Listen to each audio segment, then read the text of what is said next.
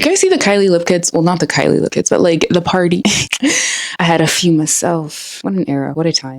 Today I don't actually have anything planned. I just wanted to let the encouragement flow. And I want anyone who watches this to leave feeling more positive. You're not where you thought you would be, but you're not where you were. And that is something to celebrate. And that is something to rejoice about. And that is something to be grateful for. You're not where you thought you would be, but you're not where you were 3 years ago, 2 years ago, 1 year ago. You have become different. You have grown. And I know sometimes it feels like you are in the same place. You haven't really moved. You're kind of stuck. You are seemingly just constantly expanding and constantly growing. But the growth is inward. So it doesn't really look like anything is happening on the outside. So I want to remind you of the seed, of any seed. You have to first put it in the ground. You put the seed in the ground. This is for anything, whether you're building something, whether this is about your life, whether this is about a business, whether this is about a relationship, whether this is about an investment, whatever you have, I don't know what you got going on. Okay, whatever you have going on, you can't escape this process. It is just a process. It's great. At the end of the process, you're going to be so beautiful. At the end of the process, it's going to be so beautiful. At the end of the process, it's going to be much bigger than you thought it was, because anything God does, he does it big. And you know this. You've seen it in the past, in your own life, in other people's life. He does it big. He doesn't play games. He doesn't cut corners. What you're asking for is too small. What you're asking for, what you're believing for, what you're hoping for, what you're begging God for is too small. It is a courtesy that it isn't happening now. It is a courtesy that it isn't happening in your timing, because God's timing is the best timing. Not because he wants to withhold things from you, but because he wants to give you the absolute best for you and for his kingdom. And he designed it in such a way that the best for you is the best for his kingdom, because whenever you are holding, stewarding, or being or living in or moving in whatever God ordained as the best, then you can bring more people into Christ. Because you're like, I want some of that. Like, I want some of that. I want some of that. Like, how'd you do that? How did this happen? How did that happen? Don't get discouraged and don't get down and don't get sad because you're trusting God or you're waiting on God or you're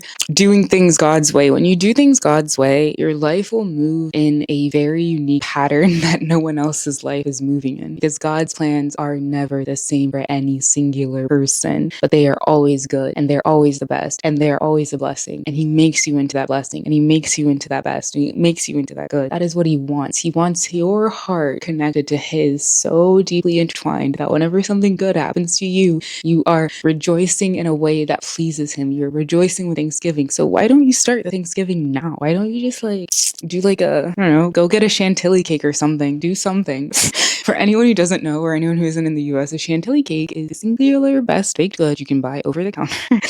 It is a cake from Whole Foods. Whole Foods isn't just in the US. I don't know why I said that, but like if in case you don't have a Whole Foods near you, that's what a chantilly cake is. So you're doing better than you think you are. You're doing better than you think you are. Your life isn't ending. You didn't mess anything up. No one is mad at you. Don't be so hard on yourself. Stop putting so much pressure on yourself to do everything now. Everything like don't put so much pressure on yourself to have now. Right now you're being the person who'll have. But you have to practice being it enough so that you're able to do everything you need to do to have that thing. Be fruitful, replenish the earth, multiply, all of that. You are a sign and a wonder. Oh gosh. You're a sign. You're a wonder. You're amazing. Your heart is so bright and you are so kind and I love you. God loves you. I'm always here for you. Y'all know that. Y'all know that. Happy Friday.